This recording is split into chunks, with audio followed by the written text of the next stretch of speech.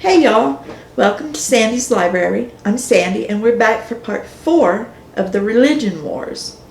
These are old family tales about my grandmother's people, so if you need visuals, there are links posted in the description outlining both of my grandparents' family's trees. So, in the last video, things between the Saints and the Baptists had escalated with a hooded mob showing up at Marion and Belle Fuller's house to not just disrupt their church services, but to run this preacher and his crazy doctrine out of town. Something just doesn't add up, y'all. What was so bad about this doctrine? I was born roughly 60 years after this happened, and it's hard to believe that the doctrine could have changed all that much in that short span of time. But something did change, because when I was a kid, no one was threatening to run anybody out of town for belonging to the RLDS church. So, I gotta ask myself, what changed in those 60 years? Something did. I mean, there's nearly 500 front and back pages of genealogical research in our half-cousin's manuscript, and it's filled with stories about how no matter where they went, the Saints were always harassed and persecuted. Nobody liked them. But why? I have never experienced that kind of thing ever in my life. So what changed? What made these people attempt to force Brother Jackson into saying that he would leave? As I contemplate this, it's becoming increasingly clear that something in the RLDS doctrine was cut out after this event. Because, y'all, by the 1950s, when I came along, the RLDS doctrine that my generation and our parents' generation learned was typical of Christianity around the world at the time. And y'all, I do not recall ever hearing any whispers of or rumors about the animosity that had plagued the Saints wherever they went just a few short decades before. Simply put, the doctrine that I and my mother grew up with did not warrant the reported behavior or treatment that the Saints received no matter where they went. The only thing that does make sense to me is that the church I grew up in, it had a very different church. It was a very different church some 60 years before my birth. I know that some of my cousins aren't going to like my theories, but hey, I'm trying to find a logical explanation for what happened.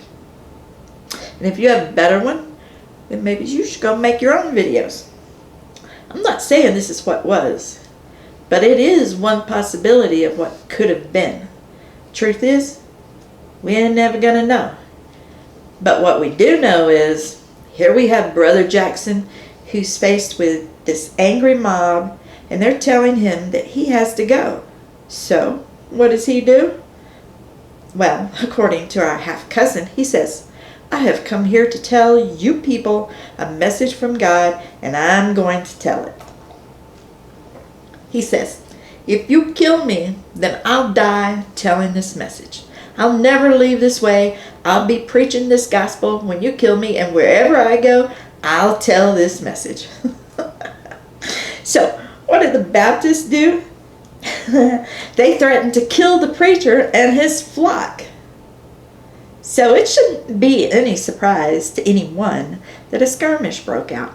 I mean, you can't burst into a person's house and then threaten to kill people, not without expecting some form of retaliation in return. I personally would like to know what happened when the Fullers figured out their ammunition was missing. That part seems to be left out. The mob was said to have been wielding knives too, which they used to attack the Saints and Brother Jackson. It's said that they did they did manage to cut the preacher's coat. So I guess Julia didn't see a need after all to hide the Baptist weaponry. Okay, so our half-cousin says, the mob finally apprehended the preacher away from the protection of the Latter-day Saints. Yeah, probably while the Fuller family was trying to locate their ammo. It's said that Brother Jackson was dragged from the house and taken down the road where they threatened to tar and feather him. It's also said that he struggled with his captors pulling the hoods off of 2 of them. Unfortunately, our half-cousin never said if the preacher identified these men or not. The story simply transitions into the mob asked Brother Jackson for his last request before he was to be tarred and feathered. Brother Jackson asked if he can pray. His captors agreed, and Brother Jackson knelt down and asked the Lord to deliver him from the hands of this angry mob. When he had finished his prayer and stood up, some of the men were ashamed and had changed their minds. They wanted no part in harming this preacher. However, an equal number of men were still enraged and wanted to teach the Mormon preacher and his followers a lesson. So, the 2 sides within this mob begins to quarrel. And just think, when things are getting good, our half-cousin story gets a little murky from here. So, let's just take a minute and talk about what we've just heard before we move on. First off, the preacher has just pulled the hoods off of 2 of these guys. Yet they respond with, "What's your last request before you'll be light your ass on fire?" I mean, I'm paraphrasing, of course. Know what else I'm doing? I'm not buying it. There are holes in the story, y'all. And again, I really want to know what it was about this preacher and his followers that enraged these people so. I mean, remember, most of them are related to each other. It saddens me to say that in the next bits of the story, our half-cousin does not clearly explain what happened with the quarreling mob, or how we get to where he went in the story. He says, according to one informant, Connie C. Fuller, he thought the mob had decided not to harm the preacher. But from all other accounts, they punished him.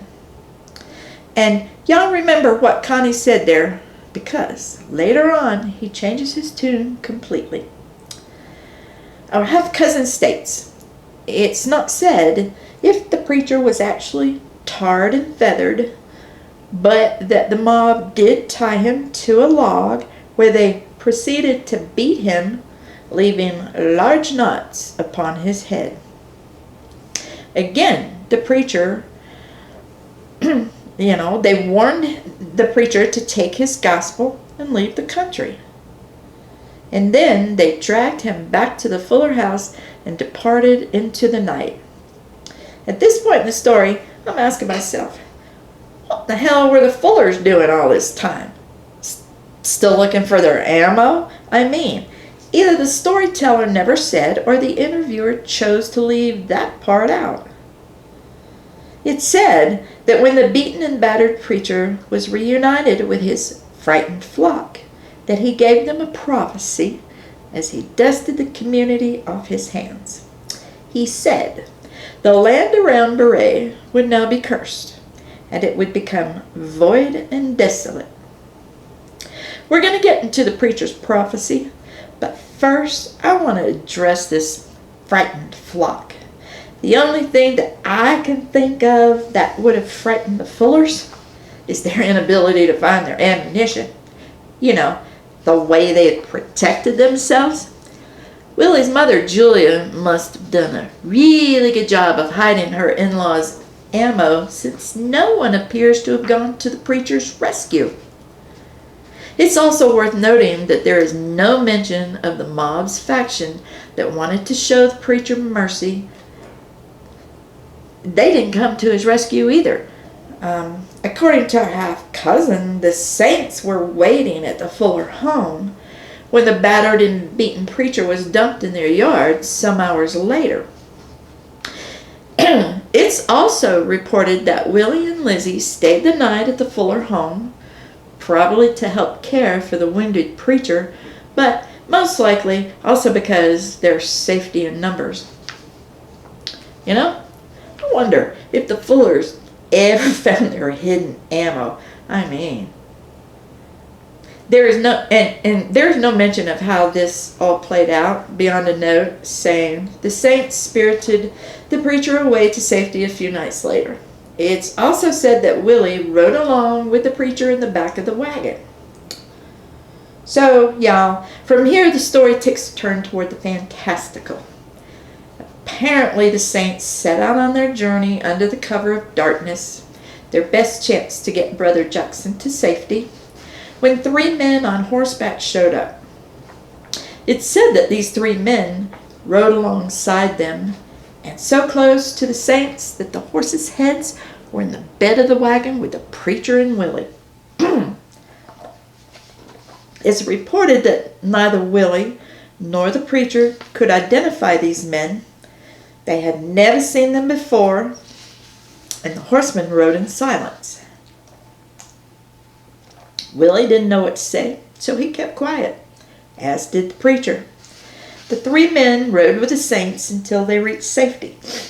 In some versions of the story, inside our half-cousin's manuscript, they took Brother Jackson to a private residence, and in other versions he was taken to a train station where he was put on a train. But in all versions, only when they arrived at their destination did their guardians ride off into the darkness, never to be identified or seen again. However, Willie believed these men were sent by God to protect the preacher. He believed they were the 3 Nephites spoken of in the Book of Mormon. My only reservation here, y'all, is if God was going to send somebody to protect the preacher, why didn't he do it prior to the beating? Why did he wait until the preacher was permanently injured? How did waiting help this man at all? See, Brother Jackson was taken to a hospital in Independence, Missouri, where it's said that knots the size of hen eggs were removed from his head. Hey, I didn't say it. That's our half-cousin's words, not mine. But anyway, Brother Jackson did recover, but it said that he suffered permanent cognitive issues for the rest of his life. The RLDS church ended up revoking his preacher's license because of it, too. It's said that he died years later and was interred at Grannis, Arkansas, with only a rock to mark his grave. Our half-cousin wraps up the preacher's life by saying, the Latter-day Saints held a memorial service for Brother J.W. Jackson, and the branch's women's department planned to place a marker on his unmarked grave. I would love to have seen a date added to the above reference and whether or not they actually placed the marker on his grave. And sadly, y'all, a quick Google search turned up nothing. And you know, this seems a good place to stop this video, but this is not the end of the story. In the next video, we're going to discuss the aftermath of the attack on Brother Jackson and the Fuller home. So stay tuned. Later, Gators.